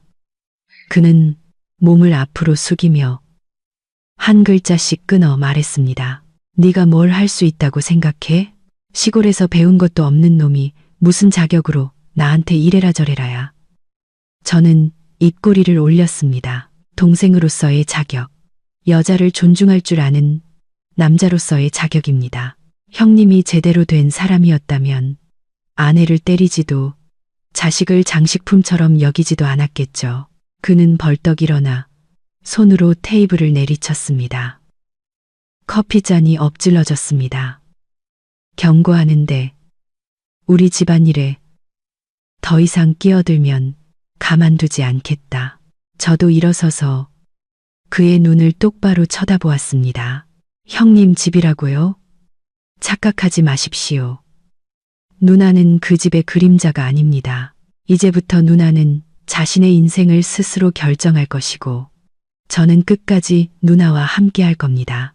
그는 저를 노려보다가 등을 돌려 걸어갔습니다. 그때 저는 쫓아가지도 두려워하지도 않았습니다. 제 마음속에는 그 같은 인간이 더 이상 누나에게 상처를 주지 못할 것이라는 굳은 믿음이 있었습니다. 집에 돌아오니 누나가 마당에서 지호의 머리를 감겨주고 있었습니다. 물이 졸졸 흐르고 지호는 비누 거품이 눈에 들어가자 킥킥거렸습니다. 누나는 고개를 들어 저를 보았습니다. 아무것도 묻지 않고 그저 조용히 고개를 끄덕였습니다. 저는 누나가 이해했다는 것을 알았습니다. 대결은 끝났고 누나는 더 이상 혼자가 아니라는 것을. 그날 저녁 온 가족이 식사를 할 때 누나가 젓가락을 내려놓고 부모님을 보았습니다. 드릴 말씀이 있어요. 저 이혼하기로 결심했어요. 식탁은 순식간에 조용해졌습니다. 어머니는 젓가락을 떨어뜨리고 눈을 크게 뜨셨습니다. 뭐라고? 아버지의 얼굴이 굳어졌습니다. 네가 미쳤구나. 아침까지만 해도 멀쩡하더니 이제 와서 이혼이라니. 그 집에서 너한테 못되게 굴더냐. 누나는 부모님을 보며 차분하지만 단호한 목소리로 말했습니다. 미친 게 아니라 이제 정신을 차린 거예요. 저는 너무 오랫동안 다른 사람을 위해 살았어요. 이제 저와 제 아들을 위해 살고 싶어요. 어머니가 울음을 터뜨렸습니다. 하지만 남들이 뭐라고 하겠니? 우리 집 체면은 어떡하고? 제가 밥그릇을 내려놓았습니다. 엄마, 아빠, 자식의 행복이 남들 말보다 중요하잖아요. 누나는 충분히 고통받았어요. 이제 제대로 살 수 있게 해줘야죠. 온 가족이 다시 침묵에 빠졌습니다. 누나는 고개를 숙이고 두 손을 꼭 쥐었습니다. 하지만 저는 누나가 그 어느 때보다 강해졌다는 것을 알았습니다. 밖에서는 첫여름비가 조용히 내리기 시작했습니다. 비는 먼지를 씻어내고 길고 고통스러웠던 날들도 씻어내고 있었습니다. 저는 이 비가 새로운 햇살을 위한 시작이라고 믿었습니다. 그날 저녁 누나가 부모님께 이혼을 선언한 후 집안은 무거운 침묵에 잠겼습니다. 어머니는 밤새 뒤척이시며 이따금 조용히 우셨고 아버지는 말없이 마당에서 담배만 피우셨습니다. 저와 누나 한 사람은 마음이 가벼워지고 한 사람은 마음이 무거웠지만 우리 둘 다 폭풍이 아직 지나가지 않았고 이제 막 시작되었다는 것을 알고 있었습니다. 다음 날 아침 누나는 중요한 서류 몇 가지를 챙기러 아들 지호를 데리고 시댁으로 갔습니다. 반나절이면 돌아올 것이라고만 하고 더 이상 말하지 않았습니다. 제가 같이 가겠다고 했지만 누나는 너는 엄마 곁에 있어줘. 나 혼자 갈게. 라며 말렸습니다. 저는 불길한 예감이 들었습니다. 무언가 곧 일어날 것 같은 아무도 믿고 싶지 않은 일이. 오전 10시. 제가 작업장에서 나무 테이블을 닦고 있을 때 전화가 울렸습니다. 누나 번호였습니다. 여보세요. 누나. 벌써 왔어. 수화기 너머에서는 낯선 여자의 다급하고 겁에 질린 목소리가 들려왔습니다. 선희 씨 가족분 맞으시죠? 선희 씨가 계단에서 굴러서 지금 군립병원 응급실에 있어요. 제가 이웃인데 쓰러져 있는 걸 보고 데려왔어요. 제 손에서 힘이 빠져나가 휴대폰을 떨어뜨릴 뻔했습니다. 누나 괜찮아요? 저는 소리쳤습니다. 아직 몰라요. 의사 선생님이 검사 중이에요. 빨리 오세요. 저는 미친 듯이 집으로 달려가 소리쳤습니다. 엄마, 누나가 다쳤대요. 마당에서 벼를 말리시던 어머니는 그 말을 듣자마자 바구니를 내던지고 다리를 후들거리셨습니다. 우리는 바로 오토바이를 타고 군립병원으로 향했습니다. 가는 내내 누나에게 계속 전화했지만 아무도 받지 않았습니다. 머리가 어지럽고 심장이 터질 것처럼 뛰었습니다. 우리가 도착했을 때 누나는 이미 응급실로 옮겨진 후였습니다. 굳게 닫힌 문 위로 붉은 등이 칼날처럼 심장을 베는 듯 했습니다. 어머니는 돌 의자에 주저앉아 얼굴을 감싸고 목 놓아 우셨습니다. 저는 의사를 찾아다녔습니다. 잠시 후 흰 가운을 입은 중년 남자가 심각한 표정으로 나왔습니다. 환자 선희 씨, 가족분, 어디 계십니까? 네, 저요. 저희 엄마도 여기 계세요. 환자분은 일단 위기는 넘겼습니다. 하지만 알려드릴 게 있습니다. 저는 그의 소매를 붙잡았습니다. 뭔데요? 환자분은 임신 10주가 넘은 상태였는데 강한 충격으로 인해 유산되었습니다. 어머니는 비명을 지르셨습니다. 저는 마치 누군가에게 가슴을 정통으로 맞은 것 같았습니다. 환자분도 몰랐을 수 있습니다. 검사 중에 발견했습니다. 정말 안타깝습니다. 의사는 고개를 숙이고 안으로 들어갔습니다. 저는 그 자리에 마비된 듯 서 있었습니다. 주변 모든 것이 흐릿해졌습니다. 누나는 임신 중이었습니다. 그 결혼 생활을 끝내려 준비하던 그 순간에도 누나는 작은 생명을 품고 있었습니다. 그리고 이제 그 아이는 사라졌습니다. 약 1시간 후 누나는 병실로 옮겨졌습니다. 저는 밖에서 하얀 침대에 누워있는 누나를 보았습니다. 창백한 얼굴, 감은 눈, 링거 바늘이 꽂힌 손. 안으로 들어가 차가운 누나의 손을 잡았습니다. 맥박이 희미했습니다. 잠시 후 누나가 눈을 떴습니다. 그 눈빛은 더 이상 두려움이 아니라 텅 비어 있었습니다. 저는 고개를 숙이고 차마 똑바로 쳐다보지 못했습니다. 누나가 입술을 움직였습니다. 너 알았구나. 저는 고개를 끄덕이며 목맨 소리로 말했습니다. 이혼이 끝나면 그때 생각하려고 했어. 그럼 계단에서 넘어진 건 정말 사고야? 누나는 눈을 감았습니다. 눈물이 흘러내렸습니다. 서류 챙기러 위층에 올라갔다가 그 사람을 만났어. 그 사람이 내 가방을 뺏어서 이혼 서류를 찢으려고 했어. 둘이 실랑이 하다가 내가 발을 헛디뎠어. 저는 이를 악물었습니다. 주먹이 꽉 쥐어졌습니다. 나 그 인간 고소할 거야. 이건 상해죄고 유산까지 시켰잖아. 누나는 고개를 저었습니다. 아니, 이혼을 전쟁으로 만들고 싶지 않아. 그냥 조용히 끝내고 싶어. 저는 소리쳤습니다. 조용히. 그 인간 때문에 누나가 아이를 잃고 죽을 뻔했는데 누나가 저를 돌아보았습니다. 눈빛이 얼음장처럼 차가웠습니다. 민준아, 나는 더 이상 잃을 게 없어. 아이도 돌아오지 않아. 내가 그냥 살아가고 싶다는데 더 이상 싸우게 만들지 마. 저는 더 이상 아무 말도 할 수 없었습니다. 목이 꽉 막혔습니다. 저는 그저 누나 곁에 앉아 손을 잡고 속으로 맹세할 뿐이었습니다. 누나는 아이를 잃었지만 누나에겐 아직 내가 있어. 내가 그 아이 목까지 평생 누나를 지킬게. 사흘 후 누나는 퇴원했습니다. 부모님은 더 이상 아무것도 묻지 않으셨습니다. 어머니는 조용히 닭죽을 끓이고 옷을 개고 누나가 쉴 침대를 미리 준비해 두셨습니다. 오후에 제가 오토바이를 몰아 누나를 집에 데려다 주었습니다. 오는 길에 누나가 제 등에 머리를 기대고 속삭였습니다. 나 다시 시작할 거야. 지호를 위해서, 그리고 나 자신을 위해서.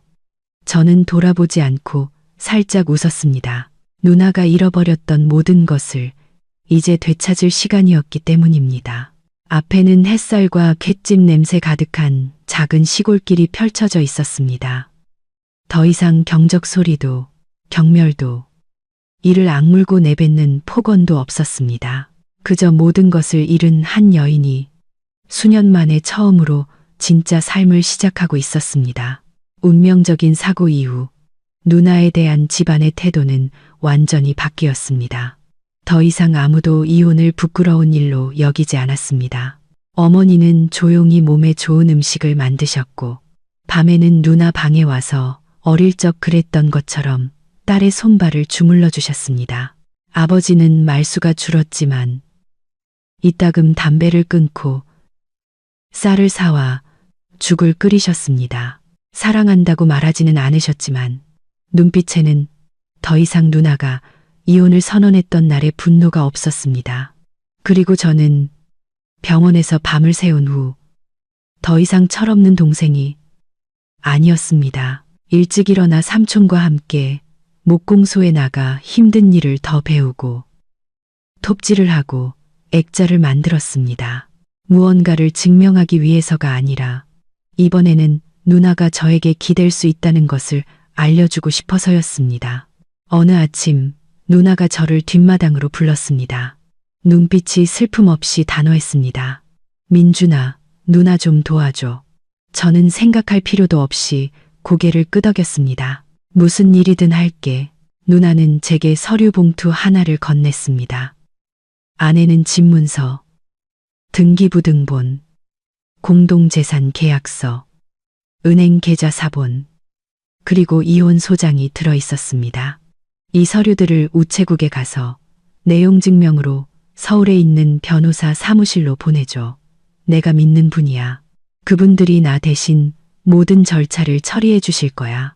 저는 서류 봉투를 든 손이 떨렸습니다. 10년 넘게 순종적으로 살아온 제 누나가 이제 행동할 준비를 마친 것이었습니다. 누나가 직접 안 나가도 돼. 제가 물었습니다. 나중에 나갈 거야. 법정에 설 때는 내가 갈 거야. 하지만 지금은 그 집에 다시 돌아가고 싶지 않아. 그 사람을 다시 만나고 싶지도 않고. 저는 고개를 끄덕였습니다. 누나가 법적 싸움에 들어가기 전 마지막 평온을 지키려 한다는 것을 이해했습니다. 하지만 이번에는 누나가 혼자가 아니었습니다. 그 사람이 난동 부릴까봐 걱정되지 않아? 저는 여전히 불안했습니다. 아니, 누나는 제 눈을 똑바로 보았습니다. 이제 무섭지 않아. 아무도, 그 사람조차도 나를 더 이상 상처 입힐 수 없어. 저는 처음으로 누나의 눈빛이 칼날처럼 날카롭고 강철처럼 단단하다는 것을 느꼈습니다. 가정의 평화라는 이름 아래 고개 숙였던 한 여인이 이제 자신을 위해 일어선 것이었습니다. 저는 서류를 붙이러 갔습니다. 돌아오는 길에 동네 낡은 사진관에 들러 사진 2장을 인화했습니다. 하나는 대학 시절 젊고 긴 머리를 한 채 환하게 웃는 누나의 모습, 다른 하나는 현재 아들 지호 옆에 앉아 갈색 옷을 입고 머리를 단정히 묶은 눈빛은 고요하지만 깊어진 누나의 모습이었습니다. 저는 두 사진을 나란히 붙이고 아래에 한 줄 썼습니다. 오늘의 누나는 옛날의 누나가 아니지만 여전히 내가 아는 가장 아름다운 사람이야. 저는 조용히 그 사진을 누나 방벽에 붙였습니다.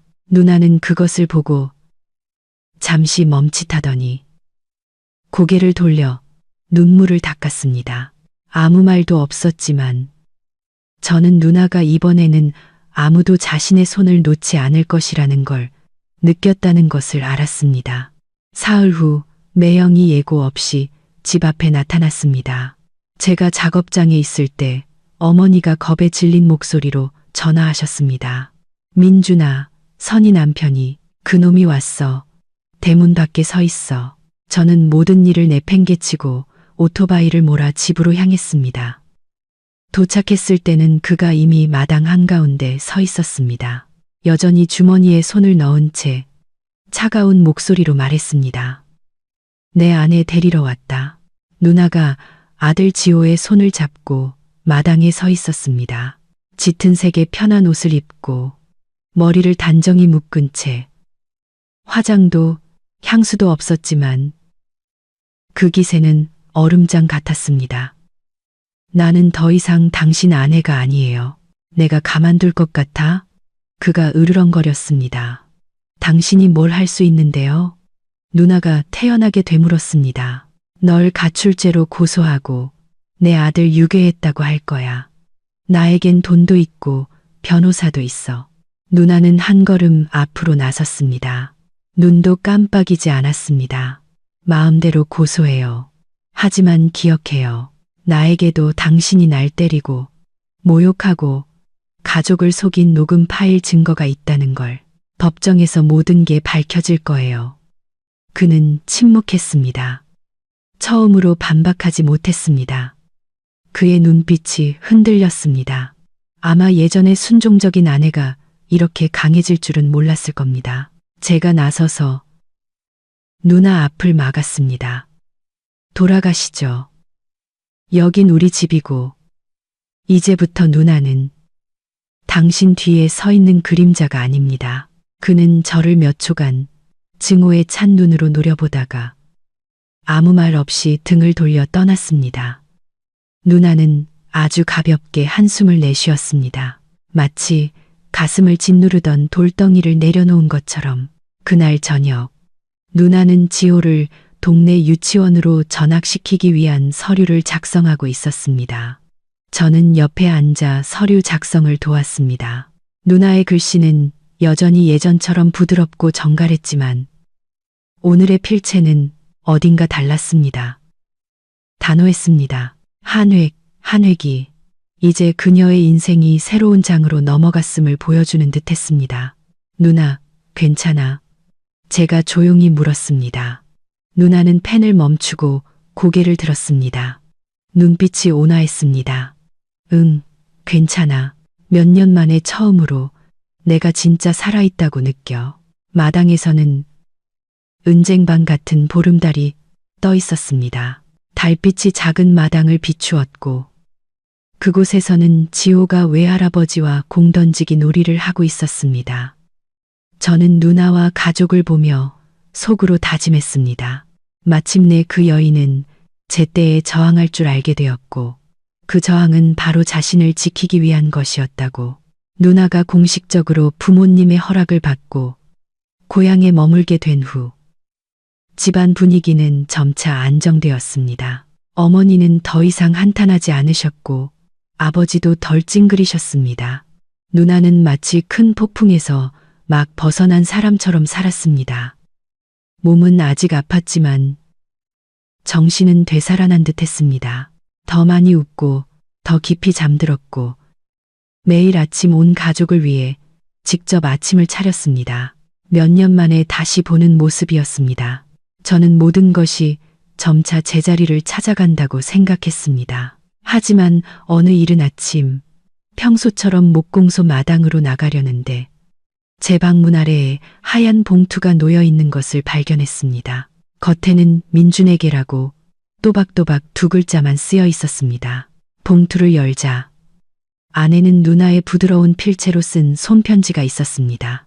내 동생 민준아, 네가 이 편지를 읽을 때쯤 나는 밭에 있거나 시장에 갔거나 아니면 그냥 우리 집 망고나무 아래서 지호가 노는 걸 보고 있을지도 몰라. 하지만 내가 한 가지 알아줬으면 해.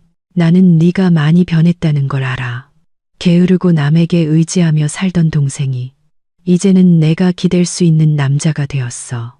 나뿐만 아니라 부모님도 매일 내 눈에서 그걸 보고 계셔. 고마워, 민준아. 그 폭풍을 나 혼자 겪게 두지 않아서. 나를 지키기 위해 가장 먼저 나서줘서. 비록 몇 마디 말뿐이었지만 그것만으로도 나는 더 이상 외롭지 않다는 걸 알 수 있었어. 한 번도 말하지 않은 게 있어. 계단에서 떨어지기 전날 나는 포기할까 생각했었어. 남편을 포기하는 게 아니라 나 자신을 포기하는 거였지. 너무 지쳐서 모든 걸 놓고 싶었어. 하지만 그때 네가 떠올랐어. 서울에서 돌아온 날 충격과 분노와 아픔이 뒤섞인 내 눈빛이. 나는 네가 나에 대한 믿음을 잃게 할 수 없었어. 한때 게을렀지만 자신의 그림자에서 벗어나려 용기를 낸 동생이 나약한 누나 때문에 고개 숙이게 할 수는 없었어. 그래서 살았어. 일어서기 위해, 지호를 학교에 데려다 주기 위해, 매일 저녁 밥을 짓기 위해, 그리고 여자가 항상 약한 존재가 아니라 단지 뒤에 서줄 사람이 없었을 뿐이라는 걸 증명하기 위해 살았어. 민준아, 이혼이 끝나면 나는 처음부터 다시 시작하고 싶어. 화려한 건 필요 없어. 읍내시장에 작은 식당을 열어서 소박하게 장사하며 아이 키우고 살고 싶어. 네가 시간이 되면 간판 하나 만들어줄 수 있을까? 가게 이름은 평온식당으로 하고 싶어. 그건 내가 평생을 바쳐 얻어낸 것이니까. 사랑하는 너의 누나가. 마지막 줄을 읽었을 때 눈가가 뜨거워졌습니다. 저는 편지를 접어 조심스럽게 서랍에 넣고는 서둘러 뒷마당으로 달려갔습니다. 누나가 마당을 쓸고 있었습니다. 아침 햇살이 누나의 머리카락 위로 쏟아져 부드러운 빛을 만들어내고 있었습니다. 저는 다가가 아무 말 없이 팔을 벌려 누나를 꼭 안았습니다. 누나가 깜짝 놀랐습니다. 왜 이래? 저는 속삭였습니다. 간판, 오늘 오후에 바로 만들어줄게. 누나가 웃었습니다. 눈에 더 이상 한 점의 아픔도 없는 환한 미소였습니다. 집에서 뛰쳐나온 지호가 엄마 다리를 붙잡고 두 사람을 올려다보며 해맑게 웃었습니다. 엄마, 삼촌 왜 그래? 갑자기 엄마를 안아. 저는 아이를 번쩍 들어 올렸습니다. 왜냐하면 내 엄마는 슈퍼맨이고 삼촌이 아는 가장 비범한 여자거든. 누나는 얼굴을 붉히며 저를 째려봤지만 기쁨을 감추지는 못했습니다. 저는 앞으로의 삶에 여전히 많은 시련이 있겠지만 제 누나는 이제 그 어떤 폭풍보다 강하다는 것을 알았습니다.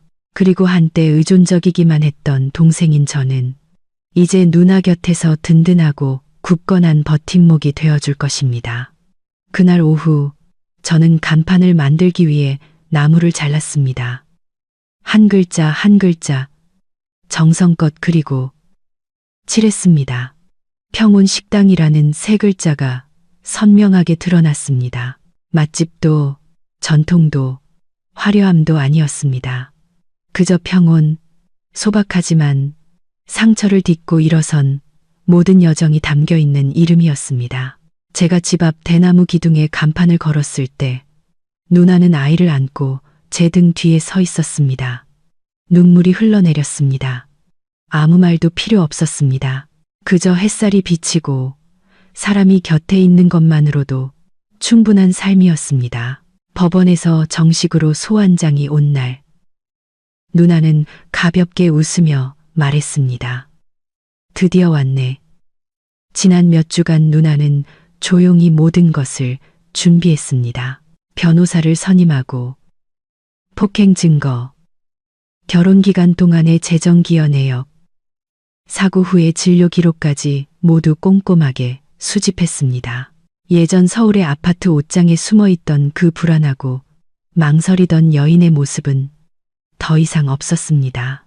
이제 누나는 당당한 어머니이자 현실에 맞서는 여인이었습니다. 재판은 오전 8시 시내 법원에서 열렸습니다. 그날 저는 새벽 4시 반에 일어나 조용히 오토바이 시동을 걸고 누나를 기다렸습니다. 어머니는 새 손수건을 준비해 누나 가방에 조심스럽게 넣어주셨습니다. 당당하게 다녀와라. 어쨌든 우리 동네 딸인데. 누나는 미소 지으며 대답했습니다. 네, 싸우지도 원망하지도 않을 거예요. 그냥 제 인생을 되찾으러 가는 거예요. 법원으로 가는 길에 저는 백미러로 누나를 보았습니다. 여전히 고운 얼굴이었지만 이제는 침착하고 성숙하며 강인한 분위기가 더해져 있었습니다. 저는 제 누나가 이렇게 아름다웠던 적이 있었나 싶었습니다. 법원에 도착하니 매형도 막 도착했습니다. 여전히 키가 크고 잘 차려입고 짙은 향수를 뿌린 채 최신형 차에서 내렸습니다. 하지만 그의 시선이 누나에게 닿았을 때 그는 잠시 멈칫했습니다. 아마 자신이 소리치고 때리고 무시했던 여인이 지금 자신의 눈앞에 이렇게 침착하고 강하며 전혀 두려워하지 않는 모습으로 서 있을 줄은 몰랐을 겁니다. 누나는 미소 없이 가볍게 고개를 끄덕여 인사했습니다. 그는 경멸적인 표정으로 눈썹을 치켜 올리고는 돌아섰습니다. 재판은 8시 30분에 시작되었습니다. 법정은 소박했지만 공기는 팽팽한 긴장감으로 가득했습니다. 판사의 질문에 누나는 망설임 없이 대답했습니다. 누나의 변호사는 폭행 증거, 상처 사진, 사고 후 병원 기록을 제출했습니다. 저는 매형의 얼굴이 일그러지는 것을 보았습니다. 그는 말했습니다. 혼낸 적은 있지만 일부러 때린 적은 없습니다. 넘어진 건 부주의 때문입니다. 누나는 여전히 침착한 태도를 유지했습니다. 저는 누구를 탓하지 않습니다. 단지 그 공동생활에서 벗어나고 싶을 뿐입니다. 누나의 변호사는 누나에게 완전한 양육권과 두 사람 공동 명의의 아파트를 포함한 합법적인 재산 분할을 요구했습니다. 그는 즉시 반대했습니다. 그 집은 내가 번 돈으로 산 겁니다. 저 여자 돈은 한 푼도 안 들어갔습니다. 하지만 변호사가 반박했습니다. 증거가 있습니까? 법적으로 혼인 중에 발생한 재산은 공동재산입니다. 사전에 별도의 합의가 있었음을 증명하지 않는 한 말입니다. 그는 얼굴이 하얗게 질려 아무 대답도 하지 못했습니다. 마침내 2시간이 넘는 재판 끝에 법원은 선희 씨의 이혼 청구를 인용하고 자녀 양육권은 선희 씨에게 있으며 재산은 법률에 따라 분할한다고 선언했습니다. 공동 소유의 아파트는 추후 합의를 통해 처리하기로 했습니다. 누나는 안도의 한숨을 내쉬었습니다. 저는 너무 기뻐 소리치고 싶었습니다. 매형은 고개를 숙인 채 아무 말도 하지 않았습니다. 그는 실패에 익숙하지 않았고 더구나 순종적이던 여성에게 패배하는 것에는 더욱 익숙하지 않았습니다. 복도로 나왔을 때 사람들이 거의 다 흩어진 후였습니다. 누나는 지호의 손을 잡았습니다. 아이는 재판이 끝난 후 엄마를 만나기 위해 외할머니와 함께 와 있었습니다. 아이는 달려와 누나를 꼭 껴안았습니다. 엄마, 이제 끝났어. 누나는 눈물을 글썽이며 아이를 안았습니다. 응, 끝났어, 아들. 우리 이제 자유야. 제가 옆에 서서 무슨 말을 하려는데 매형이 다가왔습니다. 저는 즉시 누나 앞을 막아서며 긴장된 목소리로 말했습니다. 무슨 짓이야? 하지만 그는 손을 들어 아기가 없다는 신호를 보냈습니다. 그는 누나를 보았습니다. 처음으로 그의 목소리에 날이 서 있지 않았습니다. 미안하다. 내가 너무 오랫동안 틀렸던 것 같다. 누나는 침묵한 채 그를 바라보다가 조용히 말했습니다. 지금 사과는 의미 없어요. 하지만 당신 다음에 어떤 여자도 나 같은 일을 겪지 않기를 바라요. 그는 고개를 숙이고 아무 말도 하지 않았습니다. 그러다 갑자기 악수를 청하듯 손을 내밀었습니다. 저는 누나의 반응을 기다렸습니다. 누나는 잠시 망설이다가 손을 내밀었습니다. 그것은 용서가 아니라 끝이었습니다.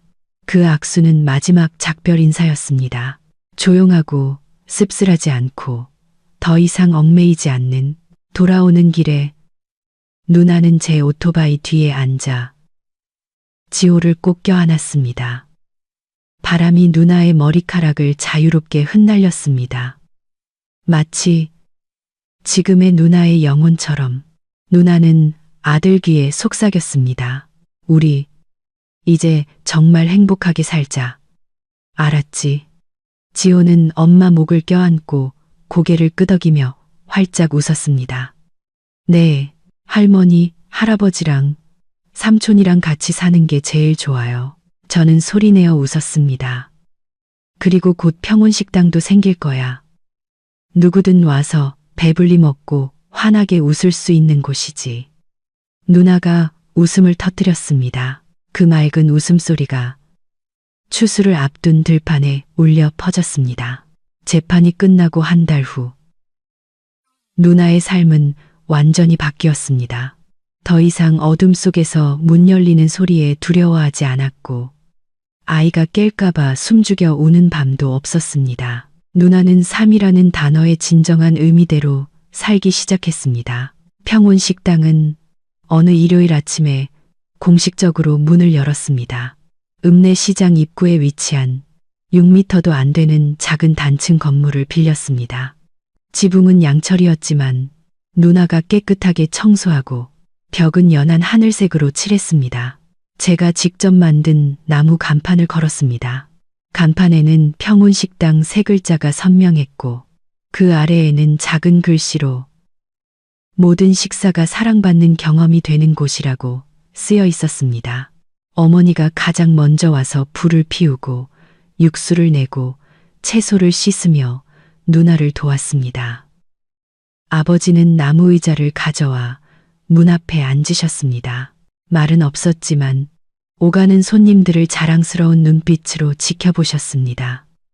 저도 목공소 일을 하루 쉬고 아침 일찍부터 그곳에 있었습니다. 누나는 제게 계산대를 맡겼습니다. 한 번도 해본 적 없는 일이었지만 저는 망설임 없이 고개를 끄덕였습니다. 이 특별한 날에 누나 곁에 서 있을 수 있다면 무엇이든 할 준비가 되어 있었습니다. 손님은 누나의 예상보다 훨씬 많았습니다. 시장 상인들, 동네 사람들, 심지어 누나의 학창 시절을 아는 분들까지 찾아왔습니다. 모두가 부잣집에 시집갔던 선희가 고향에 작은 식당을 열었다는 사실에 놀라워했습니다. 어떤 사람은 부자 남편 버리고 오다니 아깝네라고 속삭였지만 또 다른 사람은 국밥 한 그릇을 다 비우고는 잘했어. 여자가 평생 참고 살 그림자는 아니지 라며 무릎을 쳤습니다. 저는 누나를 보았습니다. 누나는 화내지도 슬퍼하지도 않았습니다. 그저 미소 지으며 손님에게 차를 더 따라주고 고개 숙여 감사 인사를 했습니다. 세상에 해명할 필요가 없는 경험 많은 온화한 주인처럼. 점심때 손님이 좀 줄자 누나는 계산대 옆 작은 의자에 앉아 시원한 물 한 잔을 따르며 간판을 올려다 보았습니다. 내가 해낼 줄 몰랐어. 민준아. 저는 옆에 앉았습니다. 해낸 것뿐만 아니라 아주 잘 해내고 있어. 누나는 그냥 맛있는 음식을 만드는 게 아니라 다른 사람들에게 용감하게 살 용기를 주고 있어.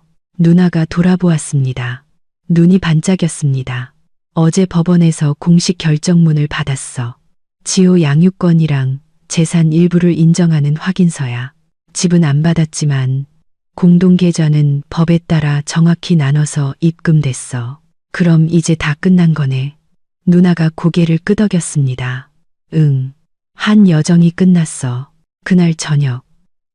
누나가 뒷마당에서 채소를 따다가 옛 연인인 준영 씨와 마주쳤습니다.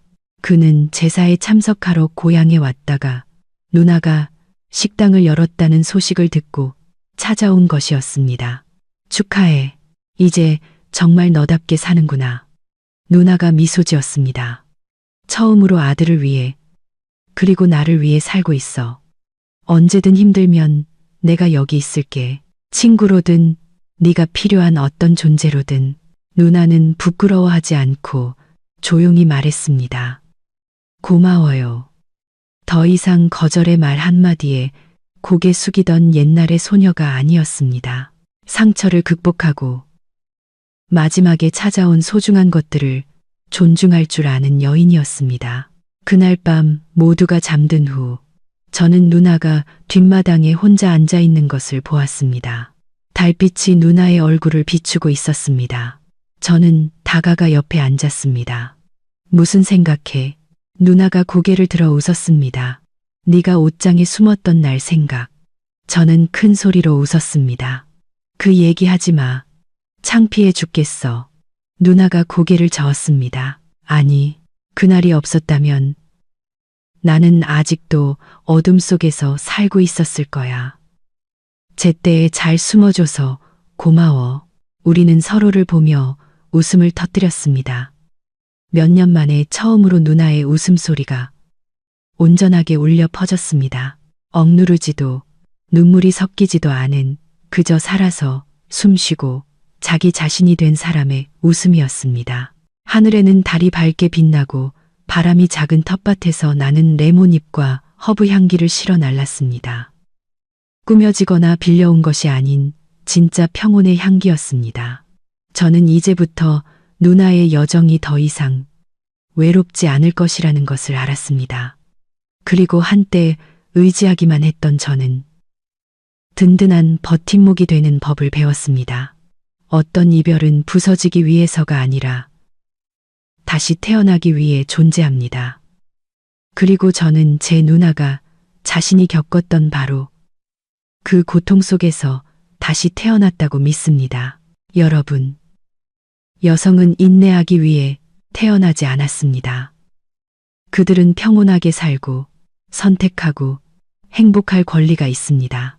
어둠 속에서 순종적으로 살던 한 아내에서 이혼하고 모든 것을 잃을 용기를 내어 다시 시작한 한 여성으로 거듭난 제 누나의 이야기는 행복이 잘못된 것을 억지로 지키는 데서 오는 것이 아니라 진정한 자신으로 살기 위해 용감하게 손을 놓는 데서 온다는 것을 증명합니다. 아프고 잃는 것이 있더라도 곁에 사람이 있고 사랑하는 마음이 있다면 우리 모두는 다시 빛을 찾을 수 있습니다.